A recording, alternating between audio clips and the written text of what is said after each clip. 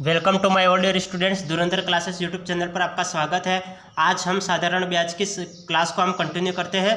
तो चलो हम बिना देरी के शुरू करते हैं आज की क्लास। यदि किसी स्टूडेंट्स ने पहले वाली क्लासें नहीं देख रखी तो पहले क्लासें देख ले। आज हमारी ये तीसरी क्लासें हैं। मैंने सिंपल इंटरेस्ट की 2 क्लासें आगे दे दी है, तो वो क्लासें पहले देख ले, फिर इस क्लास को देखें। हम शुरू करते हैं बेसिक से। जैसे 10% का मतलब क्या होता है? 10% का मतलब 1/10 होता है। यह प्रतिशत 10% का मतलब 1/10 होता है। 20% का मतलब क्या होता है? 20% का मतलब 1/5 होता है। 20% का मतलब 1/5 होता है। 30% का मतलब क्या होता है? 30% का मतलब 3/10 होता है। 3/10। 40% का मतलब क्या होता है? 40% का मतलब 2/5 होता है। 60% का मतलब क्या होता है? 60% का मतलब होता है 3/5। और स्पेशल फ्रैक्शन देख लेते हैं थोड़े बहुत। 12 से 1/2% का मतलब क्या होता है? 12 से 1/2% का मतलब 1/8 होता है। 1/8 होता है। 14 से ही 2/7% का मतलब क्या होता है? 14 से 2/7% का मतलब 1/7 होता है। 11 से ही 1/9% का मतलब क्या होता है? 11 से 1/9% का मतलब 1/9 होता है। 9 से ही 1/11% का मतलब क्या होता है? इसका मतलब 1/11 होता है। इसका मतलब 1/11 होता है। 33 से ही 1/3% का मतलब क्या होता है? इसका मतलब 1/3 होता है। इसका मतलब 1/3 होता है। तो ये स्पेशल फ्रैक्शन और ये प्रतिशत है, ये आपको याद होने चाहिए। अब हम सीधे सवालों पे आते हैं। सवाल देखते हैं। अब हम सीधे सवालों को देखते हैं। सवाल देखते हैं। सवाल क्या बोल रहा है? यदि कोई साधारण ब्याज 6 साल के बाद मूलधन का 30% हो जाता है। यदि कोई साधारण ब्याज 6 साल के बाद मूलधन का 30% हो जाता है तो मूलधन के बराबर कितने साल में होगा? यह मूलधन के बराबर कितने साल में होगा, यह सवाल बोल रहा है। तो ये 30% कितने साल में हो रहा है? 6 साल में हो रहा है। 30% कितने साल में हो रहा है? 6 साल में हो रहा है। 6 साल में हो रहा है। तो मूलधन के बराबर कितने साल में होगा? तो कितने साल हमें समय ज्ञात करना है। तो मूलधन अपने आप में कितना होता है? मूलधन अपने आप में 100% होता है। तो 100% कितने साल में होगा, यह हमें पूछा है। तो हम क्या करेंगे? ये 30 यहाँ पे है, तो इस 30 को इधर भाग में ले आएंगे और ये 100 को गुणे में ले आएंगे। अब इसको सोल्व करो। 0 से 0 काटो, 3 से ये 2 बार कटेगा और 2 से 10 का गुणा करो तो 20% इसका आंसर 20 वर्ष 20 वर्ष इसका आंसर आएगा।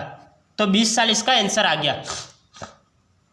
तो सवाल क्या बोल रहा था? सवाल बोल रहा था यदि कोई साधारण ब्याज 6 साल के बाद मूलधन का 30% होता है तो 30% कितने साल में हो रहा है? 6 साल में हो रहा है। 30% कितने साल में हो रहा है? 6 साल में हो रहा है। तो ये मूलधन के बराबर कितने साल में? तो मूलधन अपने आप में 100% होता है। तो 100 के बराबर कितने साल में होगा, ये हमें पूछा है। तो ये 30 है, 30 को हम भाग में लाएंगे और इसको गुणे में लाएंगे। फिर इसको सॉल्व करेंगे। 0 से 0 कैंसिल, 30 से ये 2 बार कटेगा और ये 10 से गुणा करेंगे तो 20 वर्ष इसका आंसर आ जाएगा। 20 वर्ष इसका आंसर आ जाएगा। 20 वर्ष इसका आंसर आ जाएगा। अब नेक्स्ट सवाल देखो।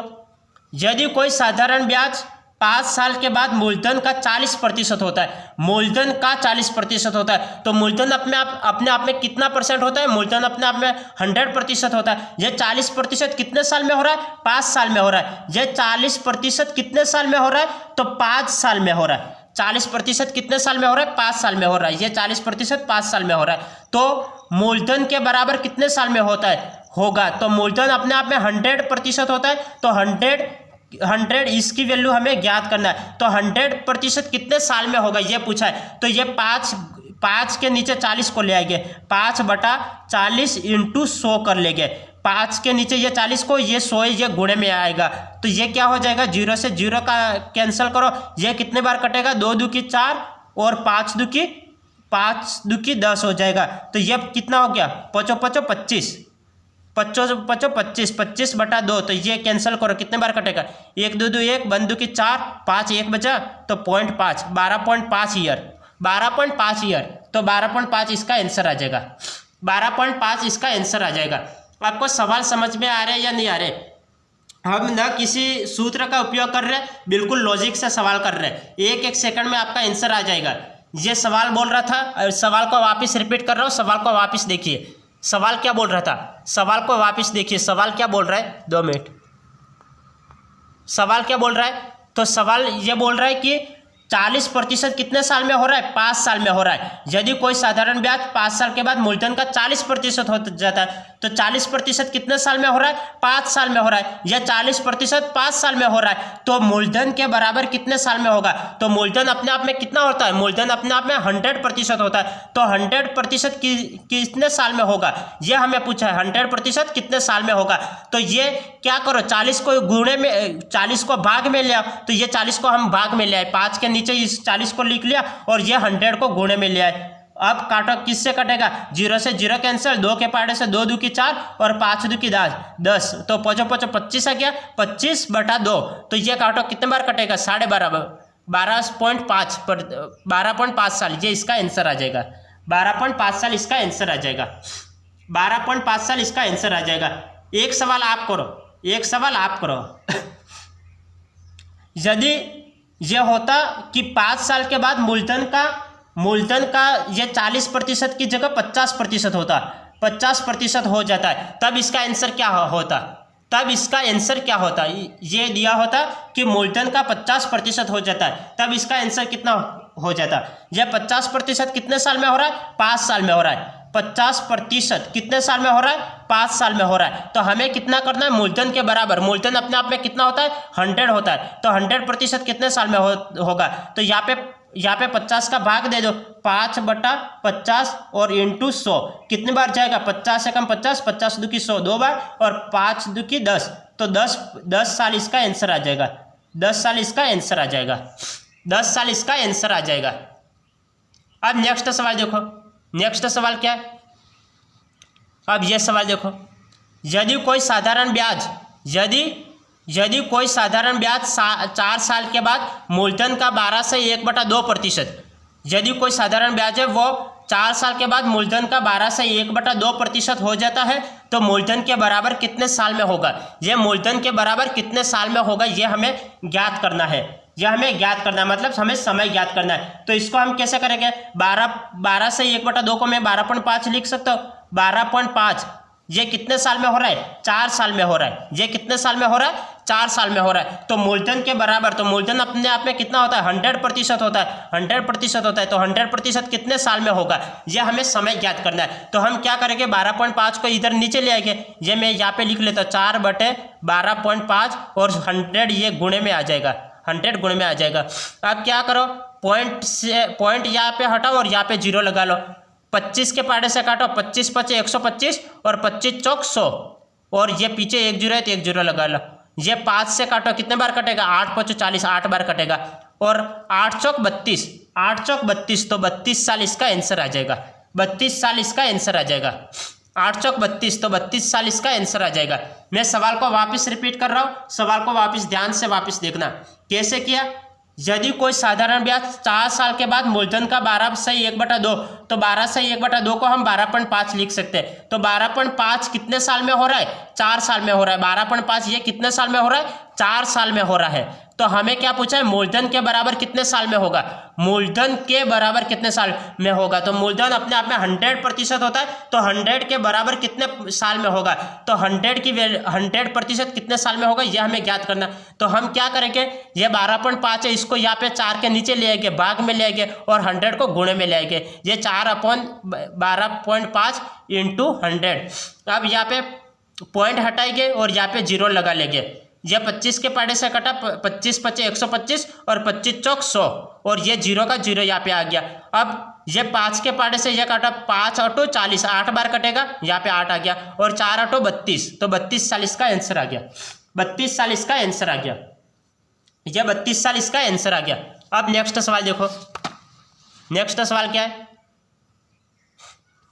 यदि मूलधन 3 वर्ष के बाद दुगुना हो जाता है। यदि कोई मूलधन है वो 3 वर्ष के बाद दुगुना हो जाता है। हम मूलधन को 1 मानते हैं, हम मूलधन को 1 मानते हैं। 1 है वो 3 वर्ष के बाद कितना समय ले रहा है, 3 वर्ष। 3 वर्ष के बाद कितना दुगुना हो जाता है, तो 1 का ये दुगुना हो गया, ये दुगुना हो गया। जैसे सवाल बोल रहा है वैसे करते जाओ।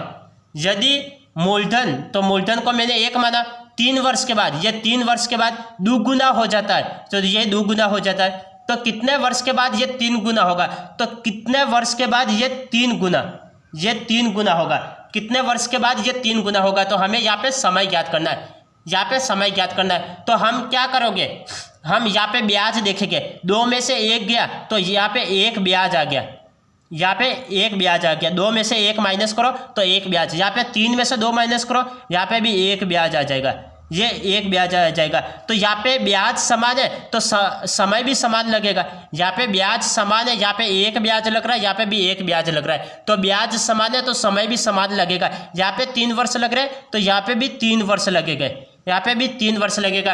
तो ये बोल रहा है कितने वर्ष में ये 3 गुना होगा।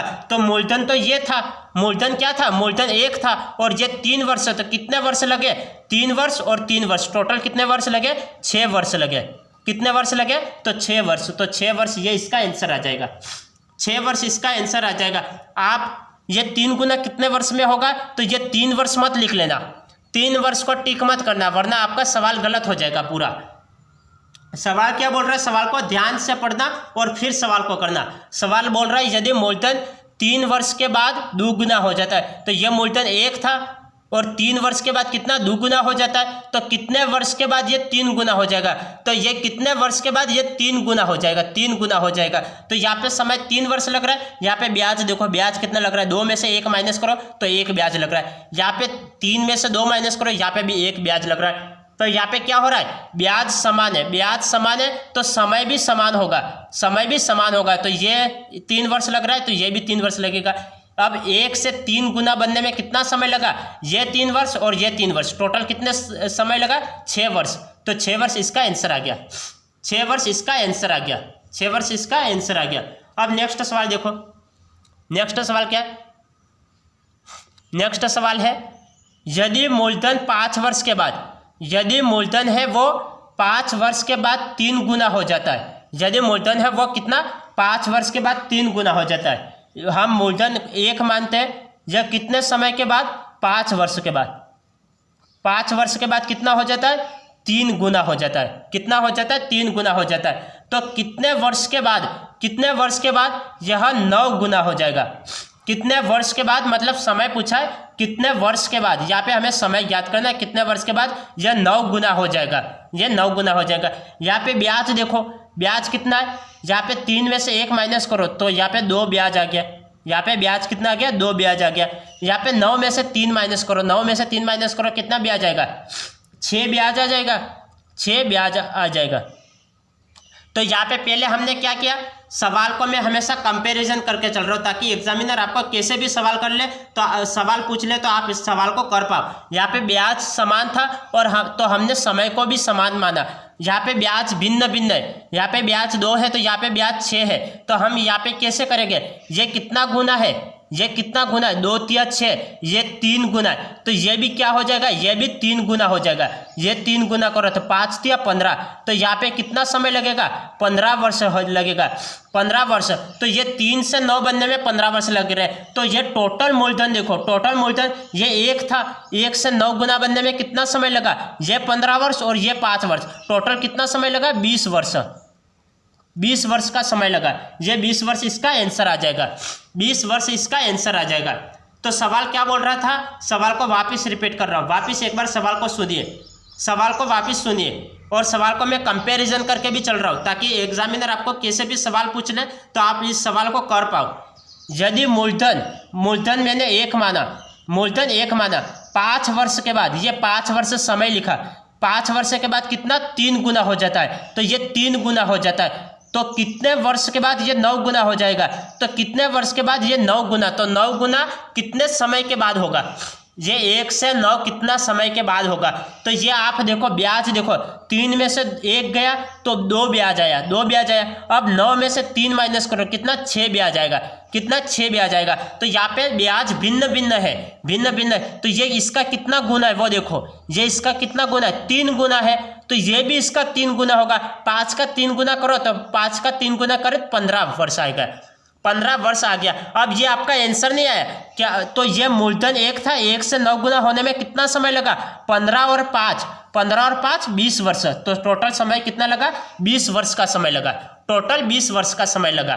टोटल 20 वर्ष का समय लगा। पहले क्या था? तो पहला सवाल वापस देखिए। पहला सवाल था यहाँ पे ब्याज समान आ रहा था, ब्याज समान आ रहा था, तब समय भी समान था। अब यहाँ पे ये ब्याज समान नहीं हो, ब्याज भिन्न भिन्न हो, तब ये कितना गुना है वो देख लो। ये 3 गुना, ये भी 3 गुना होगा, ये भी 3 गुना होगा। तो 15 और 5 20 वर्ष, 20 वर्ष इसका आंसर आ गया। अब नेक्स्ट सवाल देखो। नेक्स्ट सवाल क्या है? यदि मूलधन बिल्कुल सीक्वेंस से क्लास लग रही है ना, क्या आपको सवाल आसान लग रहा है या नहीं लग रहा है? कितना आसान, इससे आसान भाई कोई हो ही नहीं सकता है। बिल्कुल आसान भाई, न कोई आपको सूत्र याद करने हैं, न किसी प्रकार की कोई ट्रिक, सिर्फ लॉजिक से आप सवाल को करोगे। अब नेक्स्ट सवाल को देखो। यदि मूलधन 7 वर्ष के बाद 5 गुना हो जाता है, यदि मूलधन 7 वर्ष के बाद, मूलधन कितना? 7 वर्ष के बाद कितना हो रहा है? 5 गुना हो रहा है। ये मूलधन 1 था और ये समय कितना लगा? 1 से 7 वर्ष के बाद, 7 वर्ष के बाद कितना हो रहा है? 5 गुना हो जाता है। यदि मूलधन ये 1 था, 7 वर्ष के बाद 5 गुना हो जाता है, तो कितने वर्ष के बाद ये 13 गुना हो जाएगा? कितने वर्ष के बाद ये 13 गुना हो जाएगा, यह हमें ज्ञात करना है। तो आप ब्याज निकालो कि ये ब्याज निकालो। 5 में से 1 गए कितना रहा? 4, तो ये 4 क्या आ गया? ब्याज आ गया। अब यहाँ पे ब्याज निकालो, ब्याज कितना है? 13 में से 5 गए कितना आएगा? 13 में से 5 गए तो 8 ब्याज आएगा, 8 ब्याज आएगा। ये कितना गुना है? 4 दूकी 8, तो ये 2 गुना है, तो इसका भी 2 गुना कर लो। इसका 2 गुना करोगे तो कितना आएगा? 7 दूकी 14, तो ये 14 वर्ष, ये 14 वर्ष। तो ये बोल रहा है कितने वर्ष के बाद ये 13 गुना होगा? ये कितने वर्ष के बाद 13 गुना होगा? ये 1 से 13 गुना बनने में इसको कितना समय लगेगा? ये 14 और ये 7 और 14 कितना? 21 वर्ष। टोटल कितना समय लगेगा? 21 वर्ष के बाद 21 वर्ष का समय लगेगा। कितना समय लगेगा? 21 वर्ष का समय लगेगा। 21 वर्ष का समय लगेगा। यह समय कितना लगेगा? 21 वर्ष का समय लगेगा। सवाल को वापस मैं रिपीट कर रहा हूँ, वापस एक बार देखना। सवाल को वापस रिपीट कर रहा हूँ, ध्यान से आप सवाल को देखो।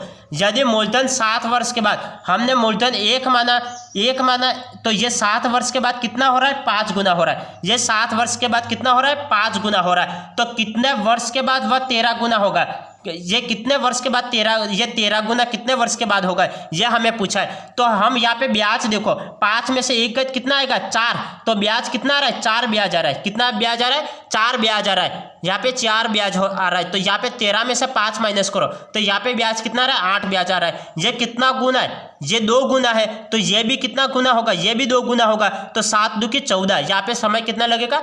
14 वर्ष। तो 14 वर्ष तो किसका आंसर है? आप 14 वर्ष आंसर मत लगा लेना। 14 वर्ष तो किसका आंसर है? 5 गुने से 13 गुना बनने में कितना समय लगेगा? तो 14 वर्ष। तो ये हमें टोटल मूलधन देखना है। 1 से 13 गुना बनने में कितना समय लगेगा? 14 और 7 21 वर्ष का समय लगेगा। टोटल कितना समय लगेगा? 21 वर्ष का समय लगेगा। अब एक सवाल मैं आपको देता हूँ, क्योंकि मैंने आपको 2-3 सवाल बता लिए। अब एक सवाल मैं आपको देता हूँ, ये सवाल आपको करना है। ये सवाल आपको करना है, आप खुद करके देखिए। जब तक आप खुद प्रैक्टिस नहीं करोगे तब तक नहीं सीखोगे। अब मैं एक सवाल देता हूँ, यहाँ पे 13 गुना की जगह कर लो, ये कर लो 17 गुना कर लो। 13 की जगह 17 गुना कर लो, ये 17 गुना कर लो। 17 गुना बनने में कितना समय लगेगा? ये 17 गुना बनने में कितना समय लगेगा? ये आपके लिए नया सवाल है, नया सवाल है। तो इसको आप करके देखो, इसको आप खुद करके देखो, इसका कितना समय लगेगा? इसका कितना समय लगेगा? यदि मूलधन 7 वर्ष के बाद, ये मूलधन 1 माना, ये मूलधन 1 माना, ये 7 वर्ष के बाद समय कितना है? 7 वर्ष के बाद। 7 वर्ष के बाद कितना बन रहा है? 5 गुना बन रहा है। कितना बन रहा है? 5 गुना हो जाता है। तो कितने वर्ष के बाद ये 17 गुना बन जाएगा। कितने वर्ष के बाद ये 17 गुना बन जाएगा। तो 17 गुना बनने में उसको कितना समय लगेगा, ये पूछा है। तो आप ब्याज देखो, 5 में से 1 गए तो कितना बचा? 5 में से 1 गए तो 4 बचा, तो ये ब्याज कितना आ गया? 4 ब्याज आ गया। तो यहाँ पे 17 में से 5 माइनस करो, 17 में से 5 माइनस करोगे कितना आएगा? 17 में से 5 माइनस किया तो 12, यहाँ पे ब्याज कितना लगा, 12 ब्याज लगा। तो यहाँ पे ये कितना गुना है, 4 तिया 12, 4 तिया 12, ये 3 गुना है, तो ये भी 3 गुना होगा, ये भी 3 गुना होगा, 7 तिया 21, ये कितना आ गया, 21 आ गया, ये कितना आ गया, 21 आ गया। तो यहाँ पे समय कितना लगा, 1 से 17 गुना बनने में समय कितना लगा, 21 और 7 28 वर्ष, टोटल 28 वर्ष का समय लगा। टोटल कितना समय लगा, 28 वर्ष का समय लगा। ये 3 गुना है तो ये भी 3 गुना हो जाएगा, तो 7 या 21, तो 21 यहाँ पे कितना समय लगा, 7 और 21, तो टोटल 28 वर्ष का समय लगा, टोटल 28 वर्ष का समय लगा। अब नेक्स्ट देखिए, नेक्स्ट सवाल करिए, 2 मिनट।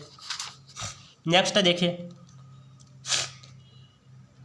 यदि मूलधन 7 वर्ष के बाद 5 गुना हो जाता है, यदि मूलधन है वो 7 वर्ष के बाद, जैसे सवाल बोल रहा है वैसे करते जाओ। सवाल जितना दिखने में हार्ड लगता है उतना होता नहीं है, इसको सॉल्व करो।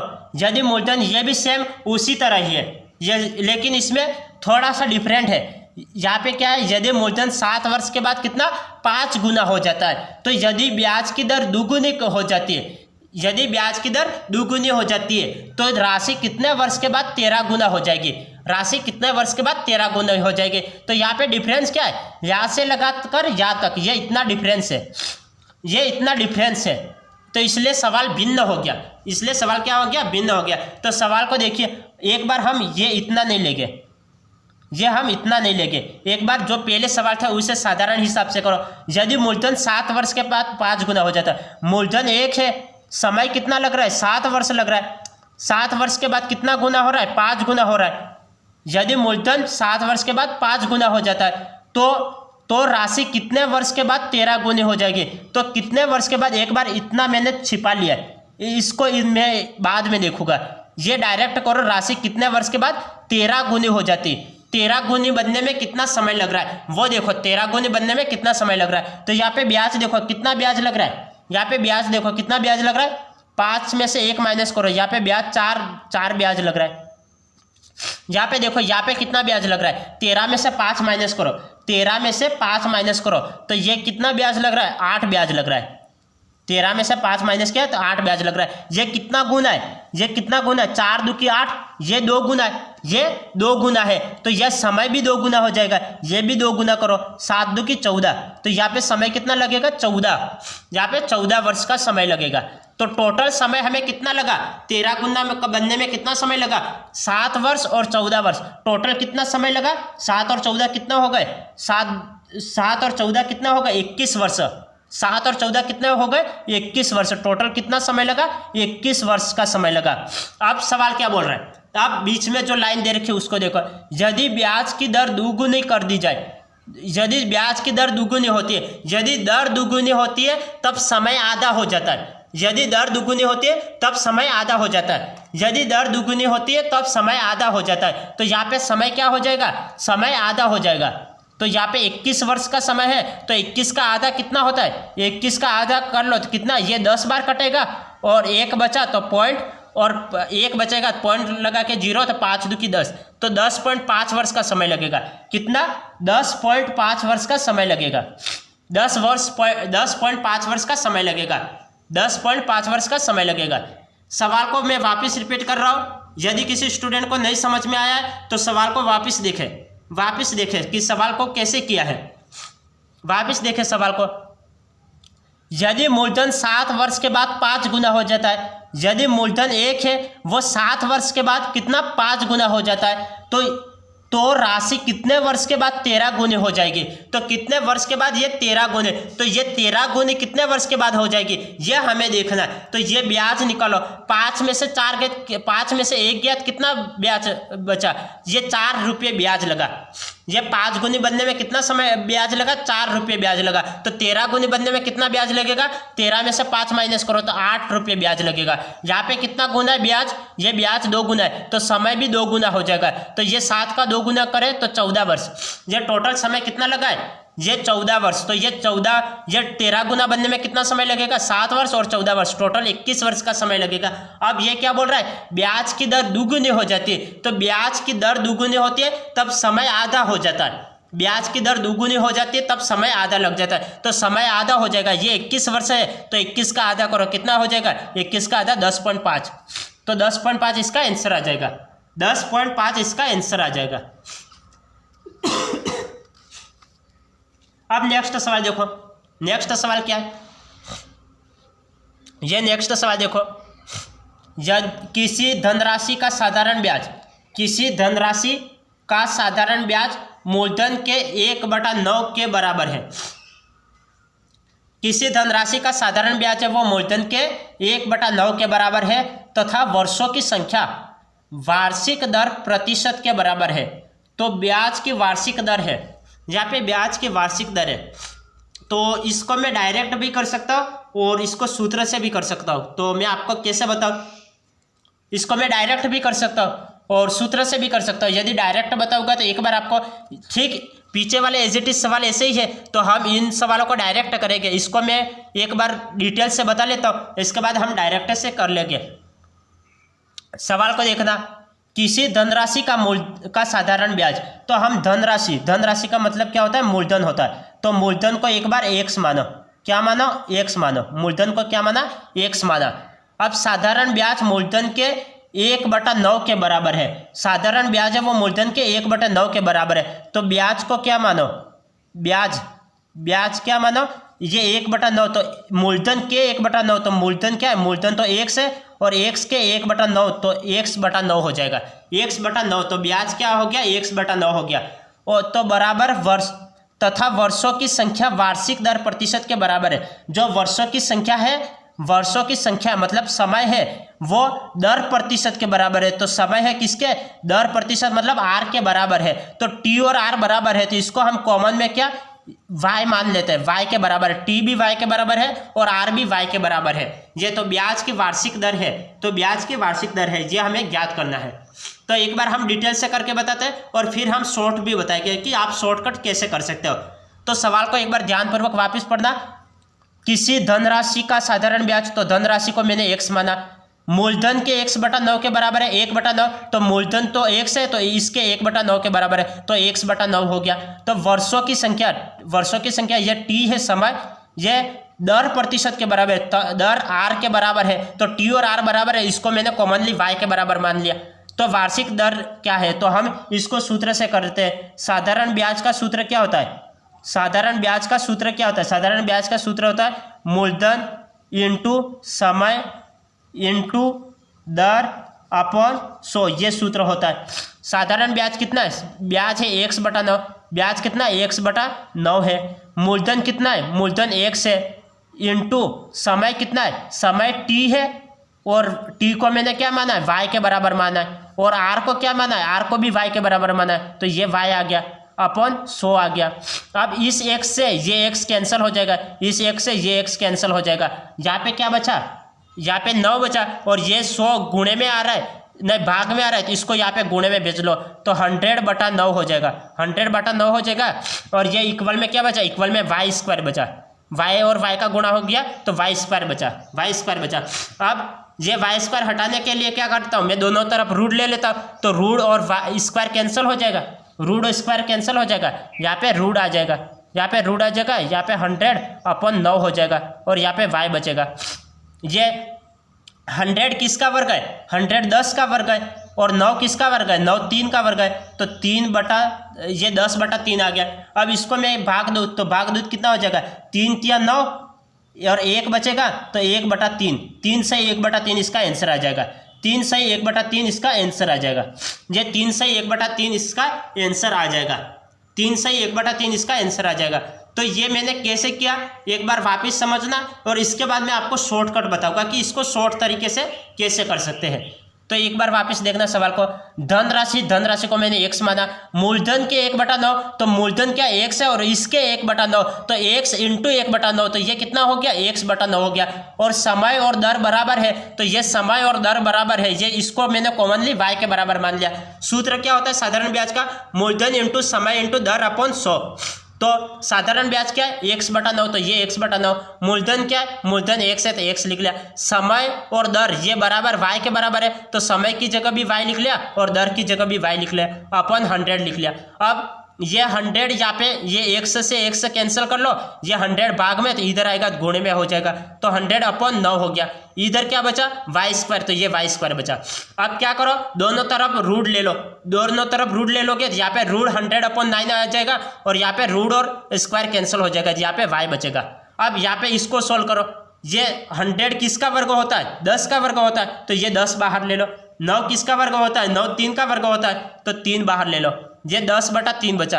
अब क्या करो, 3 का भाग दे दो, 3 × 9 तो 3, और यहाँ पे 1 बचा तो 1/3 आ गया। 3 से 1/3% इसका आंसर आ गया।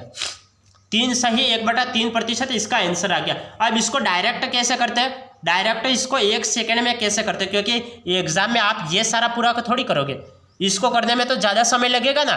तो आपको कौन सा मतलब किस लॉजिक से करना है और कहाँ सवाल आसान पड़ेगा वो देखना है, कहाँ सवाल आसान पड़ेगा वो देखना है। यहाँ पे क्या दे रखा था, 1/9 दे रखा था, सवाल में क्या दे रखा था, 1/9 दे रखा था, 1/9 दे रखा था।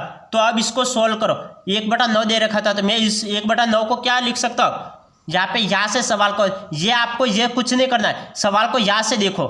1/9 को क्या, यहाँ पे 100 का गुणा किया, यहाँ पे 100 का गुणा किया और रूट लगा लिया। तो मैं यहाँ पे क्या करूँगा, अब यहाँ पे ये इतना ही सवाल को देखो, ये इतना ही सवाल को देखो, ये इतना ही सवाल को देखो, ये सब आपको नहीं देखना, ये इतना सवाल को देखो। यहाँ पे 1/9 है तो 1/9 तो ये यहाँ पे भी है, यहाँ पे 100 का गुणा कर लिया और रूट लगा लिया। तो हम डायरेक्ट करते हैं, 1/9 दे रखा है, यहाँ पे 100 का गुणा कर लेते हैं और रूट लगा लेते हैं, ये डायरेक्ट ऐसे कर सकते हैं। तो ये क्या हो जाएगा, 100/9 हो जाएगा, ये रूट 100/9 हो जाएगा। तो 100 किसका वर्ग है, 10 का वर्ग है, 9 किसका वर्ग है, 3 का वर्ग है। इसको सोल्व करेंगे क्या आ जाएगा, 3 से 1/3 इसका आंसर आ जाएगा। तो ये डायरेक्ट शॉर्टकट ऐसे कर सकते हैं, डायरेक्ट शॉर्टकट ऐसे कर सकते हैं, डायरेक्ट शॉर्टकट ऐसे करते हैं। एक एग्जाम्पल मैं दे देता हूँ, आप सॉल्व कर लोगे। यदि आपको 1/9 की जगह दिया होता, 1/9 की जगह ये दिया होता, ये समझ लो 1/9 की जगह 1/16 दिया होता, 1/16 दिया होता तो इसका आंसर क्या होता। अब इसको आप डायरेक्ट करके देखो, आपको सूत्र से नहीं करना, डायरेक्ट करना है। इसको डायरेक्ट करके देखो, डायरेक्ट कैसे करोगे, किसी धनराशि का साधारण ब्याज मूलधन के 1/16 के बराबर है तथा वर्षों की संख्या वार्षिक दर प्रतिशत के बराबर है। यहाँ पे क्या बोला है, वर्षों की संख्या है वो वार्षिक दर प्रतिशत के बराबर है, तो ब्याज की वार्षिक दर क्या होगी। यहाँ पे बराबर है ऐसे पूछ लिया और वार्षिक दर प्रतिशत क्या है ऐसे पूछ लिया। तो आप कैसे करोगे, ये 1/16 दे रखा है तो हम 1/16 को क्या करेंगे, 1/16 को क्या करेंगे, 100 का तो गुणा कर लेंगे और रूट लगा लेंगे। आपको इतना ही तो करना है, 100 का गुणा कर लो और रूट लगा लो। यहाँ पे 100 का गुणा कर लोगे तो ये क्या हो जाएगा, ये क्या हो जाएगा, इसको मैं क्या लिख सकता हूँ, 100/16 लिख सकता हूँ। 100 ये किसका वर्ग है, 10 का वर्ग है, 16 किसका वर्ग है, 16 4 का वर्ग है। इसको सोल्व करोगे कितना आ जाएगा, 4 2 की 8, 9 10 2 बचा और पॉइंट लगा लो तो ये 20 हो गया, 4 5 20, तो ये 2.5 इसका आंसर आ गया, 2.5 इसका आंसर आ गया, 2.5 इसका आंसर आ गया। तो इस तरह से आप सवाल को करोगे, इस तरह से आप सवाल को करोगे। अब नेक्स्ट सवाल को देखना, नेक्स्ट सवाल क्या बोल रहा है, किसी धनराशि का साधारण ब्याज मूलधन के 1/4 के बराबर है। इसको भी शॉर्टकट करना है, इसको शॉर्टकट करना है क्योंकि यह बोल दिया कि बराबर है, मूलधन के 1/4 के बराबर है तथा वर्षों की संख्या है वो वार्षिक दर प्रतिशत के बराबर है। यह बराबर पूछ लिया तो हम क्या करेंगे, 1/4 100 का तो गुणा कर लेंगे और रूट लगा लेंगे, तो रूट लगा लेंगे। तो इसको कैसे करेंगे, 100/4 आ गया, 100/4 आ गया। तो इसको क्या करेगा, 100 किसका वर्ग है, 100 10 का वर्ग है, 4 किसका वर्ग है, 4 2 का वर्ग है। तो इसको सोल्व करो तो 2 5 10, तो 5% इसका आंसर आ गया, 5% इसका आंसर आ गया, 5% इसका आंसर आ गया। तो सवाल क्या था, सवाल को वापस एक बार ध्यानपूर्वक समझना, मैं सवाल को वापस रिपीट कर रहा हूँ। सवाल क्या था, किसी धनराशि का साधारण ब्याज मूलधन के 1/4 के बराबर है, मूलधन के 1/4 के बराबर है तथा वर्षों की संख्या वार्षिक दर प्रतिशत के बराबर है। तो ब्याज की वार्षिक दर क्या होगी, तो यहाँ पे भी बराबर है और यहाँ पे भी बराबर है। तो हम क्या करेंगे, यहाँ पे 1/4 ही दे रखा है तो 100 का तो गुणा करेंगे और रूट लगा लेंगे। 100 का गुणा करना है और रूट लगा लेना है। तो 100 का गुणा किया यहाँ पे और रूट लगा लिया, क्या हुआ 100 किसका वर्ग है 10 का वर्ग है, 4 किसका वर्ग है 2 का वर्ग है, तो 10/2 आ गया। ये काटो कितने बार कटेगा 5 बार कटेगा, तो 5% इसका आंसर आ गया। 5% इसका आंसर आ गया। 5% इसका आंसर आ गया। अब नेक्स्ट सवाल देखो, नेक्स्ट सवाल क्या है, नेक्स्ट सवाल क्या है। ये सवाल इतना बड़ा बड़ा दे रखा है, लेकिन ये सवाल दिखने में बड़ा है लेकिन वास्तव में ये बड़ा नहीं है। इसको सॉल्व करोगे तो किसी धनराशि पर साधारण ब्याज मूलधन का कितना है 9/16 है। मूलधन का कितना 9/16 है। तदनुसार यदि वार्षिक ब्याज की दर की संख्या और संबंधित वर्षों की संख्या एक समान रही हो, समान रही तो बात तो एक ही है, एक समान रही हो, तो उन वर्षों की संख्या क्या थी जिसके लिए धनराशि उधार दी गई। तो इसको भी ठीक उसी तरह से करना है। ये सवाल को थोड़ा बड़ा चढ़ा के दे दिया है, ये बराबर है या समान है, कैसे भी बोलो तो बात एक ही है, कैसे भी बोलो बात एक ही है। तो हम क्या करेंगे 9/16 दे रखा है, तो इसमें क्या करेंगे 100 का तो गुणा करेंगे और रूट लगा लेंगे, रूट लगा लेंगे। इसको आप सॉल्व करो। ये 9 किसका वर्ग है 9 3 का वर्ग है, क्योंकि 3 तिया 9 होता है।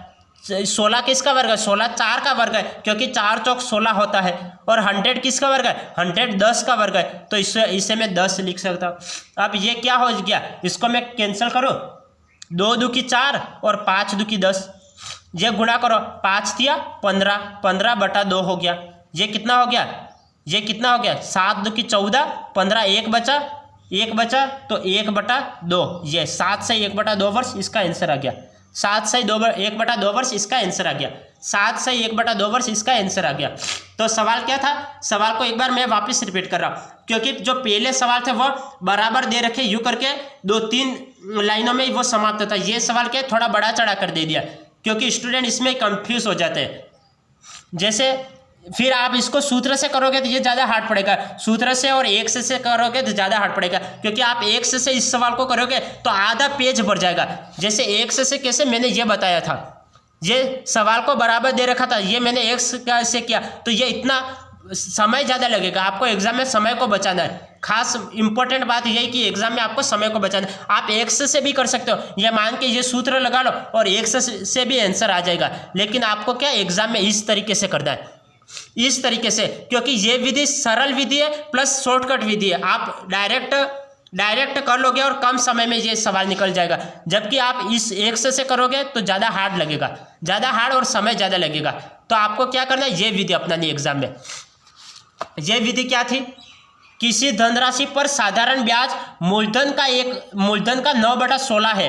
तदनुसार यदि वार्षिक ब्याज दर की संख्या और संबंधित वर्षों की संख्या एक समान रही हो, तो उन वर्षों की संख्या का क्या थी जिसके लिए धनराशि उधार दी गई। तो आप क्या करो 9/16 दे रखा है, तो 100 का गुणा करो और रूट लगा लो। 100 का गुणा किया और रूट लगा लिया। अब 9 किसका वर्ग है 3 का वर्ग है, 16 किसका वर्ग है 4 का वर्ग है, 100 किसका वर्ग है 10 का वर्ग है।